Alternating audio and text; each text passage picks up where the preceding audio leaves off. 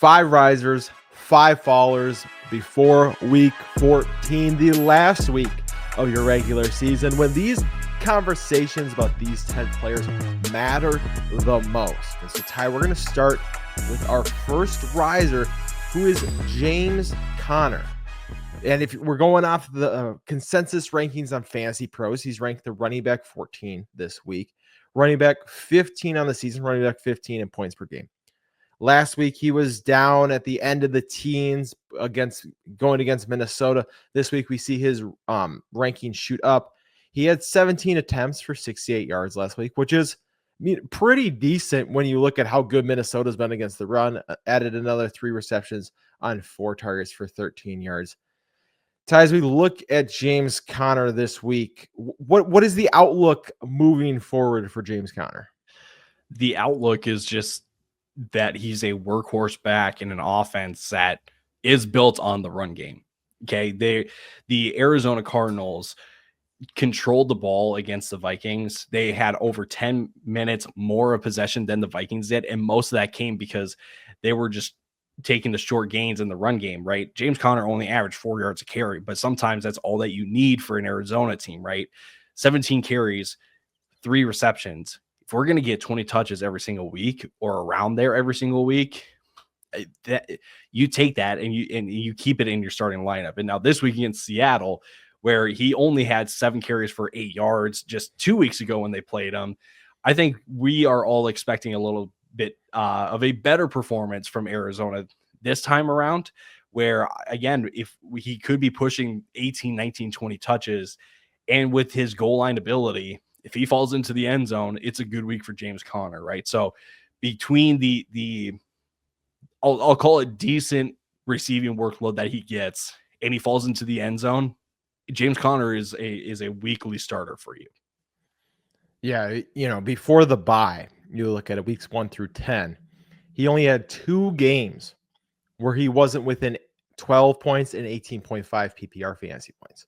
Like, he is the definition of a consistent running back too. High floor, low ceiling. But that was going to be my next question to you that you answered. How do you feel about him playing Seattle if he just kind of put up a dud? And I got to be honest, I don't think Arizona plays the same as they did against Seattle. I think that was more of a fluke game. They've been playing pretty decent. We saw that, like you said, against Minnesota in this last one.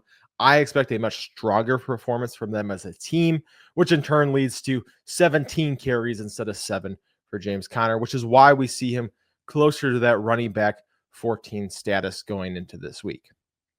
Our first faller, and this is unfortunate, it was the running back in the same game, is Aaron Jones, and he falls down to the running back 19 this week. He's running back 18 on the season, running back 17 in points per game. And he kind of looked like he might start off decent. He had a fumble right away on the first drive, but it was recovered, and you're like, okay, he's going to be fine. But then he fumbles again on the second drive and misses most of the game, leading to him finishing with only 5 attempts for 22 yards. And then he was saved with a last-minute touchdown, which gave him his third catch on his 4th target for 6 yards and a touchdown. So when you look at Aaron Jones this week, are you worried that he's going to lose the workload? Are you worried that he's going to take a step back to Cam Akers and Ty Chandler? Or do you think, hey, Vikings know he's a veteran, he's got this figured out, they're going to trust him moving forward?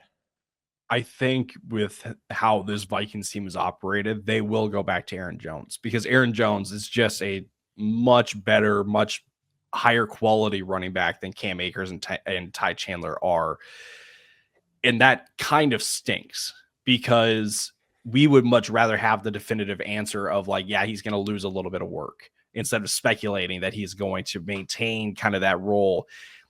The thing is, again, without knowing what that workload could look like with his fumbling issues right now, we could see something like we did this past week where he doesn't score and he's only going to get a handful of touches because, again, he's putting the ball on the floor, right? So you hope that with this matchup against Atlanta, that there is some kind of bounce back. But Atlanta, over the last month, they are bottom 10 in rushing yards allowed per game.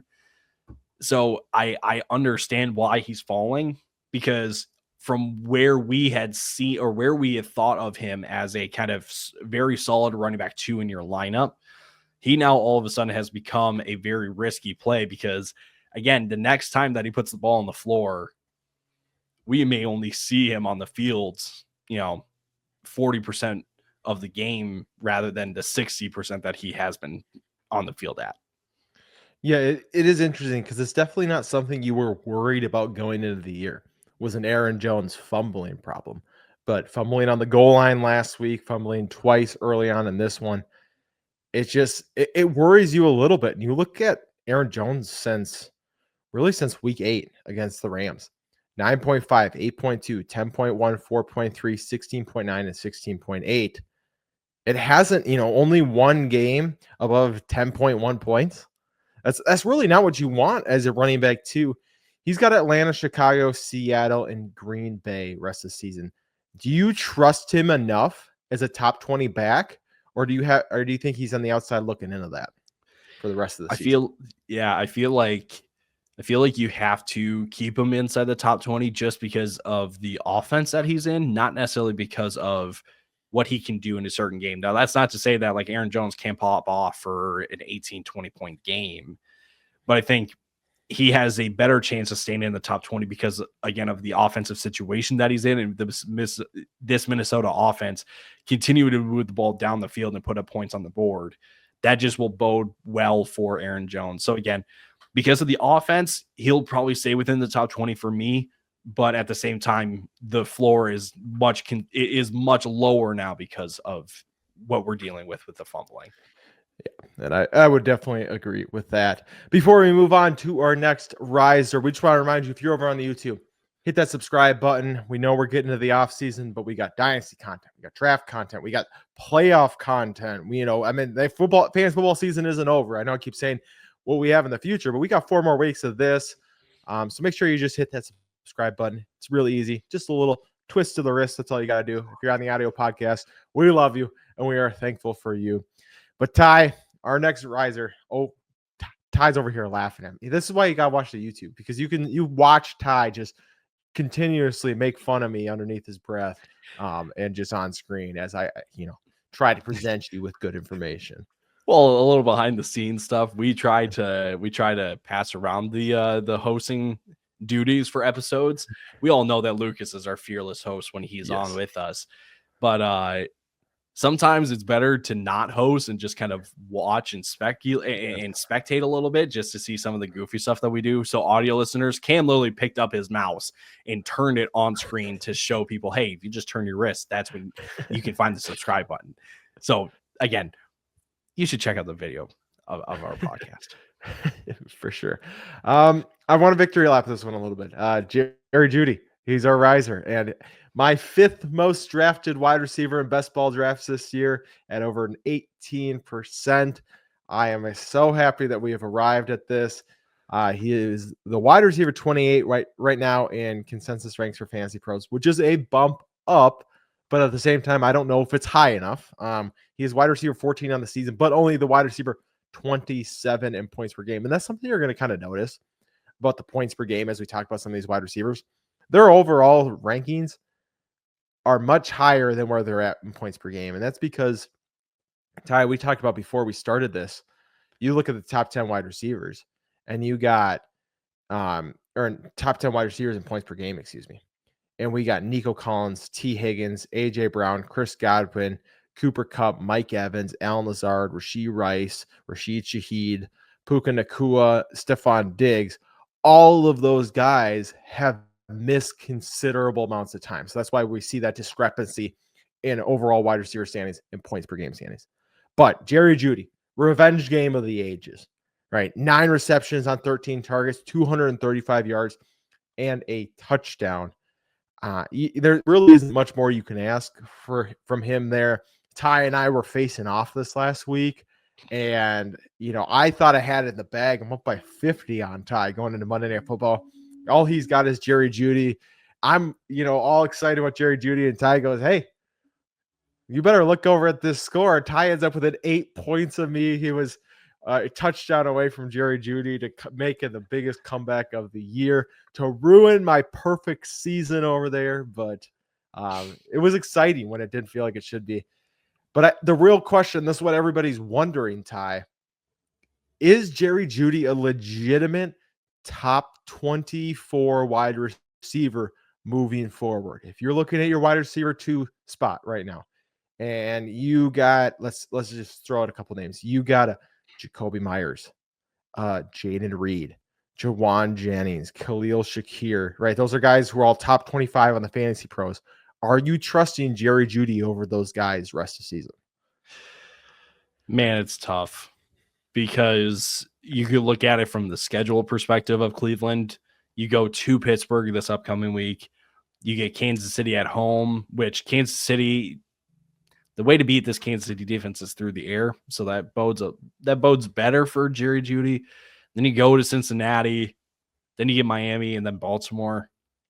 You could look at it like that and be like, he will still be playable, but I think it's safe to say that like we are not going to see another 200-yard performance from Jerry Jeudy.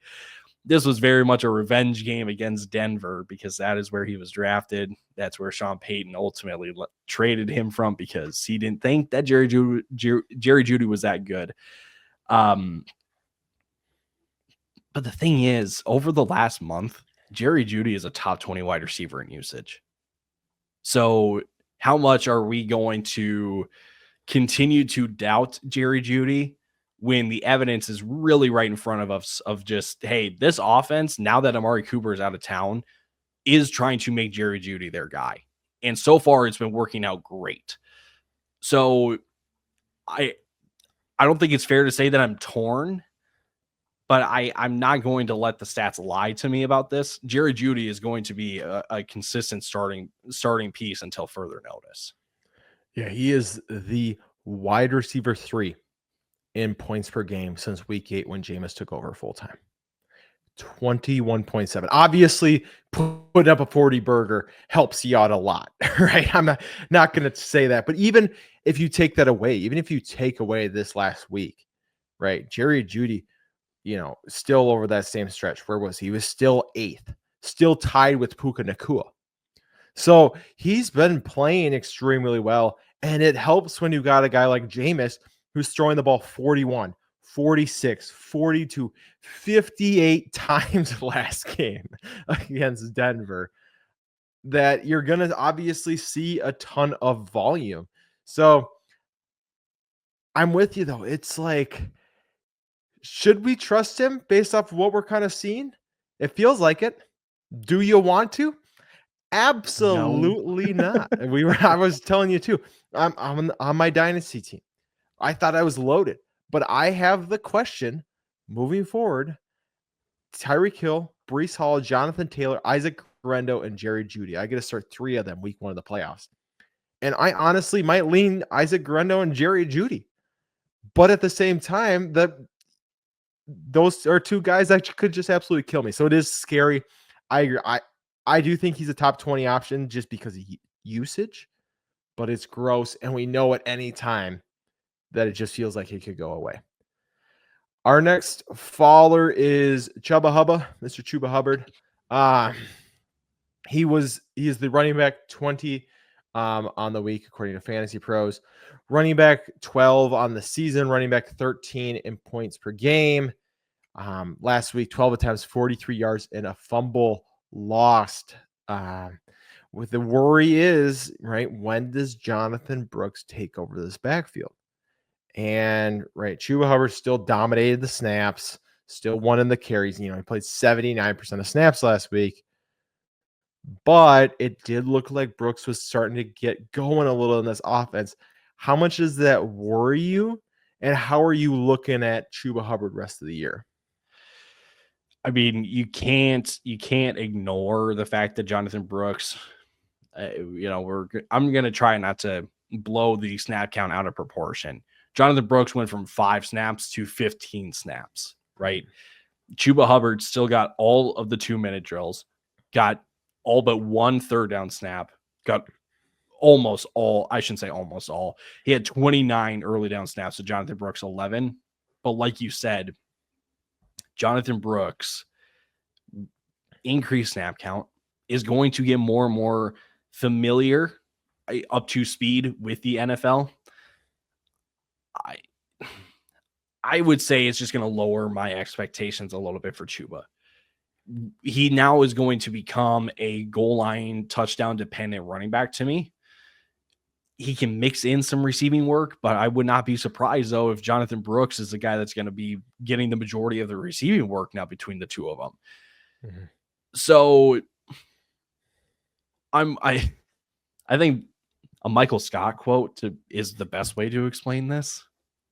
I'm not superstitious. I'm just a little stitious, right? Like, you can't ignore the fact that Jonathan Brooks is coming up in the rear view. You can't say it's not happening. It's happening. But I think we're still going to get a couple weeks for Chubba. Unfortunately, it's not going to be great this week against Philly.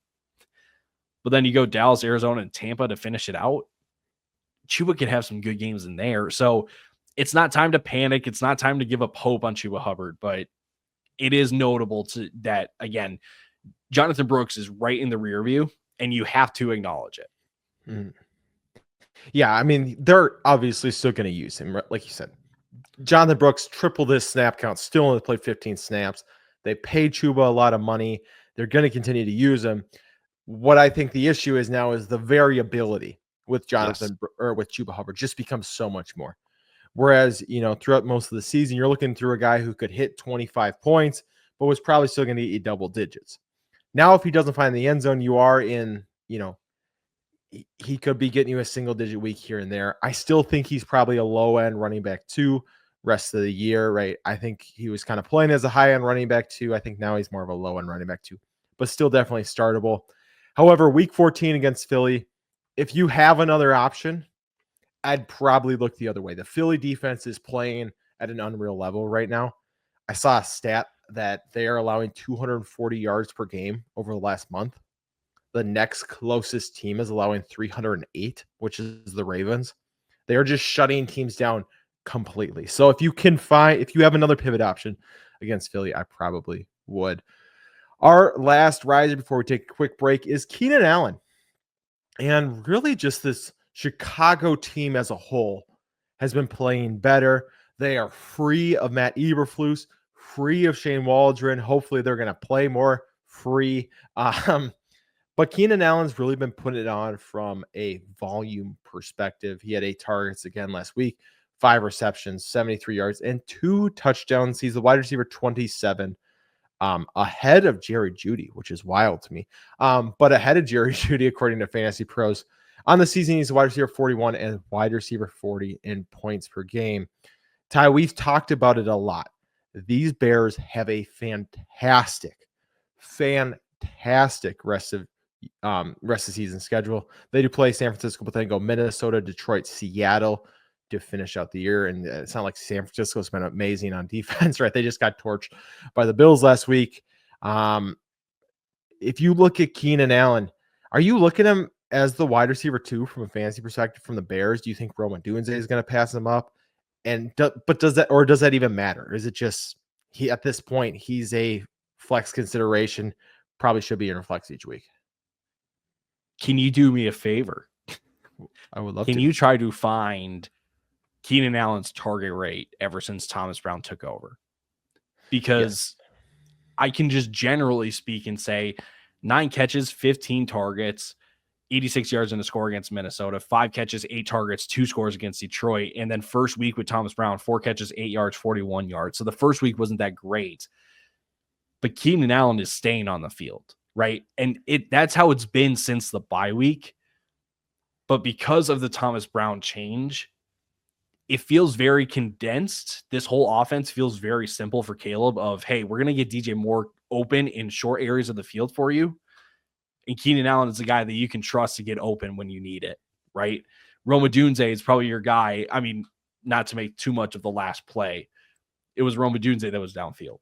So I think Keenan Allen is in more advantageous spots to be targeted. And like I said, 8 targets, 15 targets, 8 targets in his first 3 games with Thomas Brown. I think that play caller change, and now, like you said, with Shane Waldron out, with Matt Eberflus out of the building now, and now that Thomas Brown is running the show in Chicago, I'm expecting some kind of coach bounce, if that's what we want to call it, where Keenan Allen is going to continue on this hot streak. So I don't know if we can necessarily expect top 5, production week in, week out like he has the last 2 weeks. I think Keenan Allen is starting to make me a believer more than a doubter, ever since really the beginning of this season. Yeah, you were right. I mean, 26.3% target share since Thomas Brown took over. His ADOT is killing that of DJ Moore, who's at 25.4 right behind him. Keenan Allen's got 9.6 ADOT. DJ Moore, who's been using a lot of screens, is 6.5. Keenan Allen, 30% of the air yard share. And then obviously, finding the end zone, had 2 touchdowns this last week. So there is just a lot to like about Keenan Allen right now. And as long as he's healthy, we talked about it with Adam Thielen last week. You're not asking Keenan Allen right now to give you a full season. You're asking him to give you 4 more games, a 7-game stretch. That feels very doable for an older wide receiver who's been playing really good, whose offense is playing very good as well. So I would agree with that. You got to be trusted in Keenan Allen. Yeah, wide receiver 5 in usage ever since Thomas Brown started calling plays.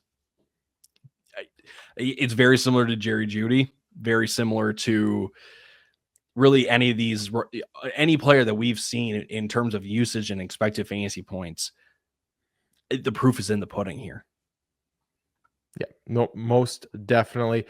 Well, we're going to take a quick break. We're going to hear from our friends over at Underdog before we have 3 more risers or 3 more fallers, and 2 more risers.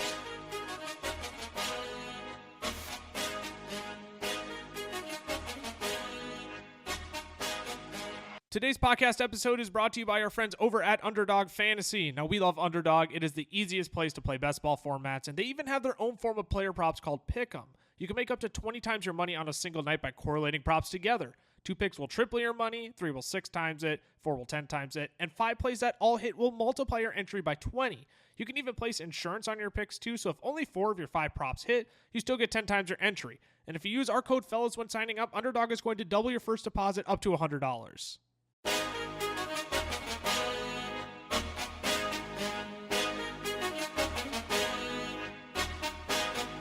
We are back, and we got to talk 2 quarterbacks here back to back. We're going to start with the fall. We're going to go to the riser, and the faller is actually Justin Herbert. He's a quarterback 11 on the week. He's been kind of over the last couple of weeks. We've been pushing him back up in that top 6, top 5 range, despite him being the quarterback 16 on the season, quarterback 20 in points per game. But could you really blame us, right? I mean, he had been playing really, really well. However, last week against Atlanta, he only has 147 yards on 23 attempts, 16 completions, no touchdowns, 5 rush attempts for 1 yard. Just kind of gross all around. He gets Kansas City in Kansas City this week, where earlier this season he only had 179 yards and 27 attempts. So, Ty, do you think we see a little bounce back here from Justin Herbert to that stretch we had from week 8 to 12, or do you think that the Chargers are going to kind of hunker back down to that run first type offense? I just don't know if they necessarily can hunker back down to that run first offense. I mean, I think we do need to put this game for Herbert into context a little bit. He was not the wide receiver 11. He was the wide receiver 30 because he didn't do anything. Yeah, quarterback 30. Wow. This Chargers game was gross, and they won it because they got Kirk Cousins to throw 4 picks. I mean, again, like you said, Herbert only threw for 147 yards. The Chargers only had 10 first downs in this game. They were 3 for 11 on third downs. They only ran 46 plays and had less than 200 total yards. So when I know that the floor is this low and this bad, and again, relative, because the Chargers did win the game. So I'm not saying that it was all, horrible for the Chargers, but for Herbert, when the floor is this low, on any given week. And of all the teams that you did it against the Falcons, and now you got to go to Kansas City in Kansas City. I think what we could see the rest of the year, if we see some of these 8 to 12 point performances, are just that he's got really no one to throw to outside of Ladd McConkey, right? Ladd was he had 117 of Herbert's 147 yards. So I don't know if we can necessarily expect, back to what you had asked, I don't know if we can necessarily expect, 24, 19, 19, 24 point performances, at least for this week. Would not surprise me if he does. But at the same time, I'm going to be a little more cautious. I'm going to be a little more pessimistic, you could say, and expect, kind of high-end quarterback 2 range for Herbert. Because again, I don't know if this matchup necessarily bodes well for Herbert. Definitely. And I think that's where Herbert is right now. He is a spot matchup. You put him in those good matchups. Because like you said, against Kansas City, in Kansas City, I'm not loving that, right? If I have a pivot option, I'm going there. At home against Tampa Bay, I'm firing up Justin Herbert, right? I'm trusting in the fact that Tampa's been getting lit up by anybody. Just gave up 298 yards and a touchdown to Bryce Young. I think that Justin Herbert would be fine. Playing against Denver, then a divisional matchup, probably trying to pivot, getting New England. I'm probably going back to Herbert. So I do think he's very matchup dependent. I mean, let's just do a quick name game. I mean, according to consensus rankings, Herbert is quarterback 11. Mm-hmm. Tua is quarterback 12. Tua gets the Jets. Herbert gets Kansas City. I think I'm gonna ride the hot hand with Tua on that one. Ooh, you are. I am. I mean, Tua is not going to have a game like he did against Green Bay, but he at least showed me that like he's competent at least versus Herbert, where that floor is scary low. Oh, I didn't realize how hot Tua has been the last 3 games. Yeah, I think I agree. I think I'd go Tua there. Brock Purdy or Herbert? I think I'm gonna stick Herbert. Brock Purdy scared me last week. You have no idea with the injury, right? Oh boy, Will Levis or Justin Herbert. Will Levis against Jacksonville. Will Levis is ECR expert consensus rankings, quarterback 14 on the week. I guess Levis hasn't had a game under 16 points since coming back. I think I'm still gonna go Herbert just because I'd feel sick starting Will Levis, but would not surprise me if they're at least similar or Levis slightly outscores him this week. And I think probably these next 3 names, I think you and I would have more confidence in. Caleb Williams. I'm probably going to ride with Caleb Williams. Geno Smith. Probably got to go Geno. And Kirk Cousins in his revenge game against Minnesota. Oh, I'm going to go Herbert. I have no faith in Cousins after last week. I can't do it. I can't do it. I cannot. But hey, it's a revenge game, dude. Yeah, you're right. I don't know if he's got that dog in him anymore. All right. We got a riser at quarterback then. Russell Wilson, quarterback 10 in the consensus rankings. He's quarterback 31 on the season. Obviously didn't play 6 games. That'll do it to you. But quarterback 12 in points per game. And I think this week from Russ is almost a little overshadowed by what Jameis just did. But Russ, 29 completions, 38 attempts for 414 yards, 3 touchdowns, and a pick, and a big win against a red-hot Cincinnati offense. A terrible Cincinnati defense, but a red-hot Cincinnati offense. Ty, we just talked about Justin Herbert. Russ this week ranked 1 spot higher than him. What's the ceiling for Russ? Because, right, I think we've seen, he can kind of be good. We saw, 28 points, but is like 20-point games the rest of the year where you're really trusting him? Is he kind of middling quarterback 1, or is he still a spot start for you? I feel like this kind of low-end quarterback 1 is like the perfect spot for him because he can give you fringe top 5 games like we just saw against Cincinnati, like he had against the Jets in his very first start. But it also then reflects that he can give you, 13.8 like he did against the Giants and against Cleveland, right?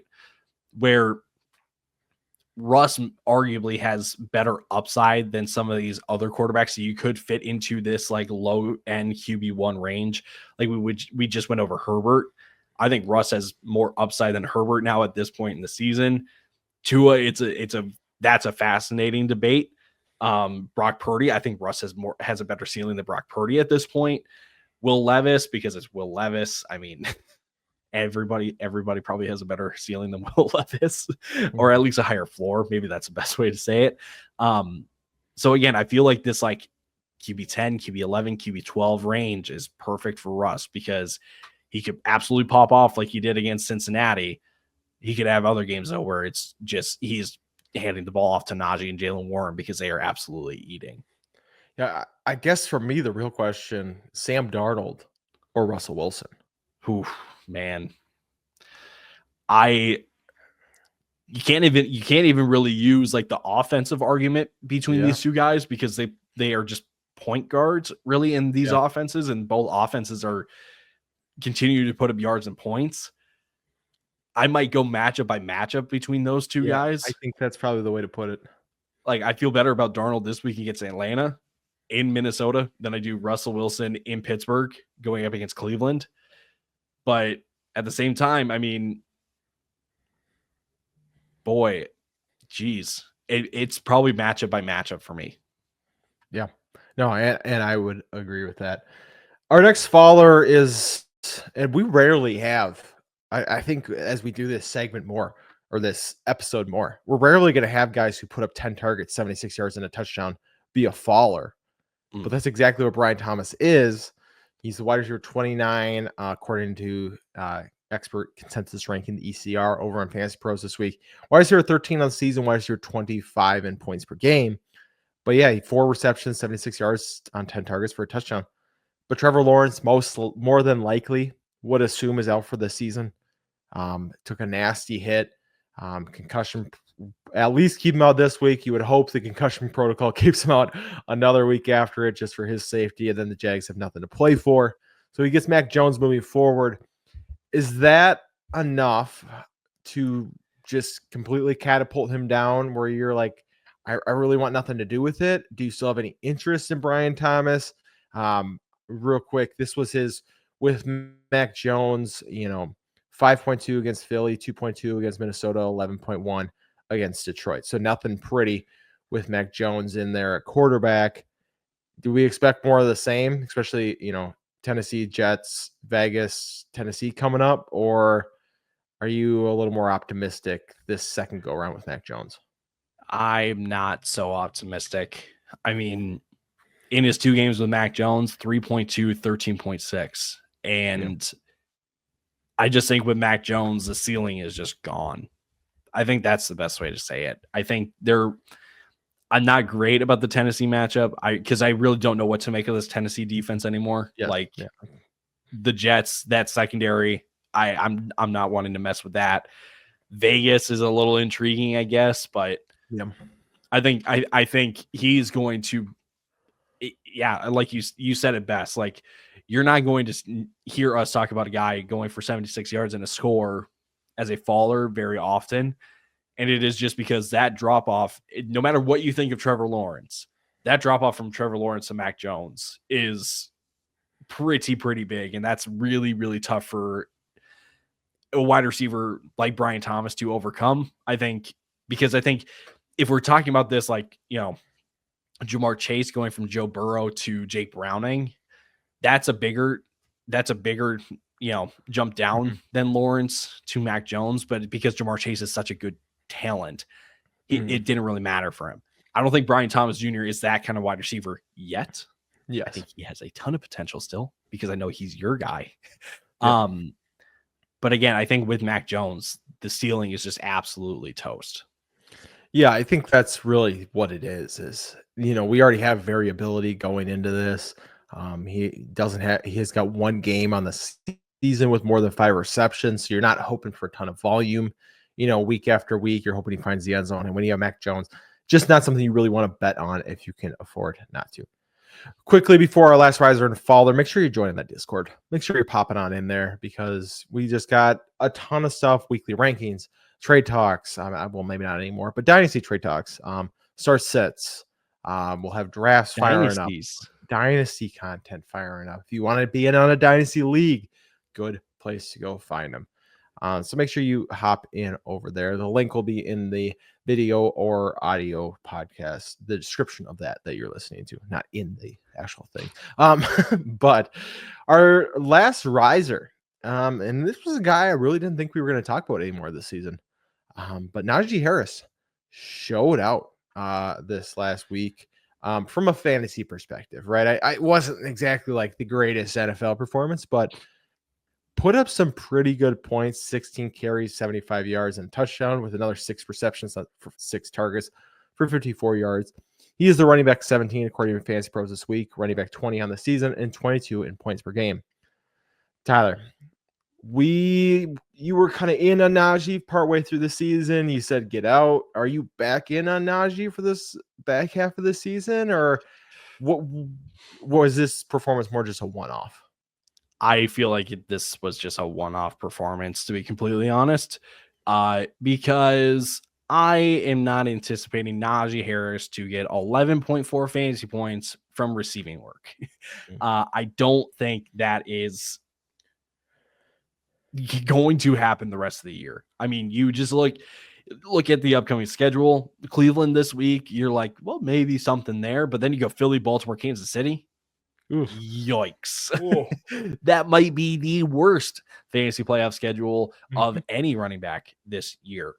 So I'm not going to say that, like, because the other thing is too, since week 7, these are the rushing attempt numbers for Najee Harris. He's gotten 21, 19, 21, 18, 16, and 16. If he's going to give you 15 plus carries every single week, you can't take him out of your lineup because one of those carries may fall into the end zone.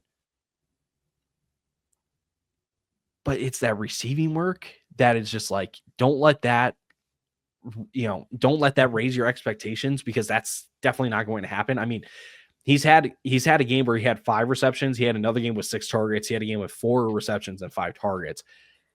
But he's also mixing in like 1 catch for 5 yards. Like that's more typical of Najee. So I think he's going to be in that kind of, he's not fringe top 20. That would have been really, really bad. Actually, now the more I think about it, yeah, he probably fringe is. top 20 kind of makes sense. Yeah, I'm looking over on Draft Shark right now, and just they have their rest of season schedule. I'm looking at the playoff schedules. Worst 2 teams, and it's not close. After these, it's Pittsburgh, who, like you said, Philly, Baltimore, Kansas City. Then Chicago has Minnesota, Detroit, Seattle. No other team has a schedule that's even close to what these 2 teams have for the rest of the year, according to the Draft Shark over there. So I agree. I just think that schedule is enough where I don't think he's going to find the end zone. And if he doesn't find the end zone, I really struggle seeing him string together 3 games with consistent receiving work when Jalen Warren's out there playing close to 40, 50% of the snaps, where Cordero Patterson's getting mixed in the backfield. That's what worries me. I think there's enough other receiving backs in this offense that I just don't think he gets that consistent volume. Our last follower, our only tight end, is Cade Otton, and we think he warranted a conversation, and so we want to have one around him. Fantasy Pros has him as their tight end 10 going into this week. He's a tight end 8 on the season, tight end 8 in points per game. 7 targets, 4 receptions, 20 yards. Has not been the same since Mike Evans returned. That's what that's really what's going on. And Ty, I'll kind of just let you take it away, because you kind of, before we started, we were kind of going back and forth, but you were like, I just don't think this ranking is low enough of tight end 10 going into this week. It feels very much driven by the matchup here with Vegas, because Vegas, over the last month, they are 4th in fantasy points allowed to tight ends. I feel like that's the only reason why Cade Otton is still going to be considered a top 10 tight end or even a startable option, even though the last 2 games he's the tight end 20 in usage. He's only had 3 targets and 7 targets, I believe, in those 2 games. So, like you said, because of Mike Evans now being back in the mix here with Tampa, Cade Otton is going to take a massive hit. And I think the other part of this too is Vegas this week, Chargers next week. So the Chargers game is going to work against my argument here. But then you go Dallas and Carolina. Those sound like Bucky Irving games to me. Those don't sound necessarily like Baker needs to find Mike Evans and Cade Otton often enough in those games. So I think what we're going to continue to see is what we're going to continue seeing what we've seen these past 2 weeks. Will he find the end zone? Sure. And that'll likely save his weeks. But even if he scores, he's going to be a fringe tight end 1 where he's going to be in that like 12, 13, 14 range. Mm-hmm. So yeah, I'm willing to drop Cade Otton by a pretty considerable amount. I just don't see what it is with Cade Otton now with Mike Evans back in the mix. Yeah, you look at it. Evans got hurt week 7, and then he was gone through the bye. In the 4 games, Evans was either hurt or missed. Otton had 10, 10, 11, 8 targets, finishing with 181, 77, and 35 yards. Evans comes back these next few games. Otton 3 targets, 1 reception, 7 targets, 4 receptions, both games under 30 yards. Evans does just cap his ceiling because Evans is a better weapon. He is going to be, they're going to use him more. And I think they played similar enough, maybe not similar roles, but were highlighted in the offense, right? Otton was highlighted when Evans was out. Now Evans is back in. You're going to highlight Evans in the offense, right? That would make sense. Everybody would do that. So, that is what is happening there. But that wraps it up for us today. 5 risers, 5 fallers, all before week 14. Last week before the playoffs. If you need a win, you need to make sure that you tune in tomorrow to our starts and sits episode. As long as we got all 3 of us, which I think we should have 24 players on there to help you win that week, help you sneak into the playoffs, help you secure a bye, whichever situation you're in, help you avoid last place. But yeah, make sure that you tune in for that one. Make sure that you're subscribed over here on YouTube because we have content coming the rest of the season. Follow us on the socials. I'm at Campbell FFF on the X. Tyler is at Tyler_Plath on the X. At Tyler Plath on Blue Sky if you want him over there. Fantasy Football Fellas for us on YouTube, TikTok, and Facebook. The FFLs on Instagram, FFLs on Twitter. And then Fantasy Football Fellas Shorts on YouTube as well if you want a short form over there. But make sure you're following, make sure you're subscribed, and go win that week. Deuces. Deuces.